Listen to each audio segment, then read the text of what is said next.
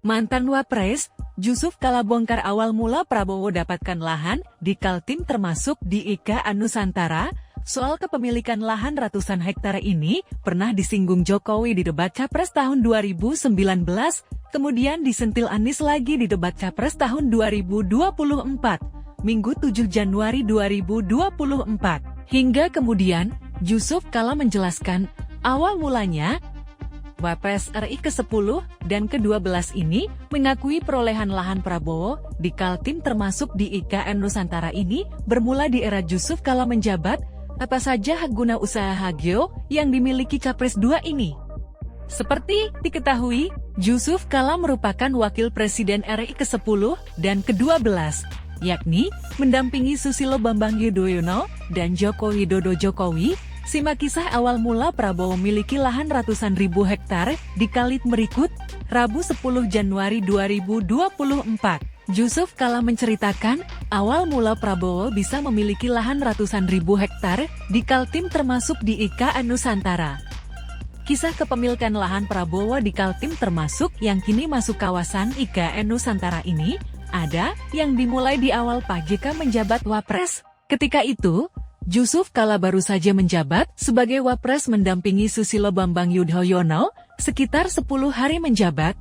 Jusuf Kala mengaku kedatangan tamu yakni Prabowo Subianto saat itu. Prabowo menyampaikan keinginan mengakuisisi pabrik kertas milik seorang pengusaha yang macet di salah satu ban BUMN. Waktu awal saya wakil presiden zaman SBY Susilo Bambang Yudhoyono JK. Tamu saya yang pertama kira-kira 10 hari setelah saya menjabat. Itu datang Pak Prabowo menemui saya di kantor, karena teman baik, saya sudah kenal baik, kata JK di kediamannya di Jalan Brawijaya, Jakarta Selatan, Rabu 10 Januari 2024 seperti dikutip Tribun Kaltim Tihu dari Kompas.tv, di artikel berjudul JK ungkap asal tanah ratusan ribu hektar Prabowo yang disinggung Anies dalam debat Capres.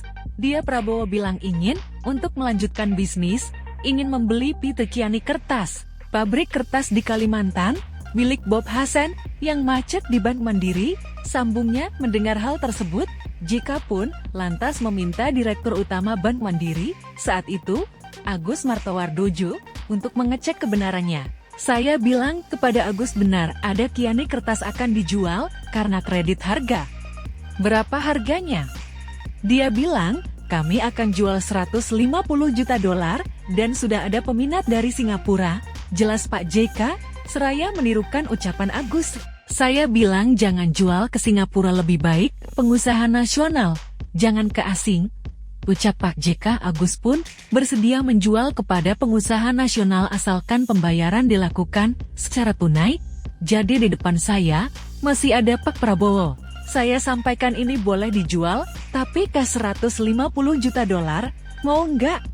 Prabowo mau, ucapnya.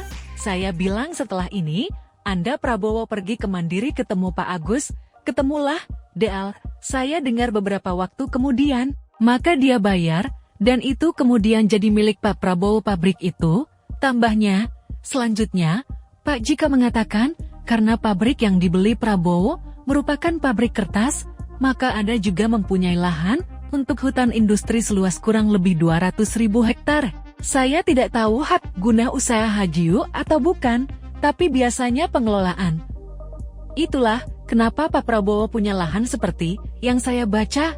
Katanya lebih lanjut, dia mengatakan pihaknya tidak pernah memberikan lahan kepada Prabowo, tetapi hanya memfasilitasi pembelian antara Prabowo dan Bank Mandiri. Bukan saya berikan lahan, melainkan dia beli, pabriknya ada izin lahan, tetapi beda kabupaten. Pabriknya, kalau tidak salah di Berau, lahannya ada di Penajam. Itulah yang menjadi bagian daripada IKN Ibu Kota Nusantara. Tegasnya, dalam debat Capres pada Minggu 7 Januari malam, Anies menyoroti lahan 340.000 hektar milik Prabowo. Ia mengatakan kepemilikan lahan itu ironi, karena Prabowo sebagai Menteri Pertahanan, belum bisa menyejahterakan prajurit TNI, lantaran masih banyak yang belum memiliki rumah. Di saat tentara, kita lebih dari separuh tidak memiliki rumah dinas. Sementara menterinya menurut Pak Jokowi punya lebih dari 340.000 hektar tanah di Republik ini. Ini harus diubah, ujar Anies. Pernyataan Anies yang menyinggung tanah Prabowo dalam debat Capres kedua itu pun berujung pelaporan ke Badan Pengawas Pemilihan Umum Bawaslu. Anies dilaporkan ke Bawaslu karena diduga melanggar pasal 280 ayat 1 huruf hijau, pasal 521 Undang-Undang Pemilu, dan pasal 72 ayat 1 huruf C Peraturan Komisi Pemilihan Umum Nomor 20 tahun 2023 tentang kampanye pemilu, TIN. Laporan tersebut dilayangkan kelompok yang menamai diri Pendekar Hukum Pemilu Bersih PHPB ke Bawaslu pada Senin 8 Januari 2024.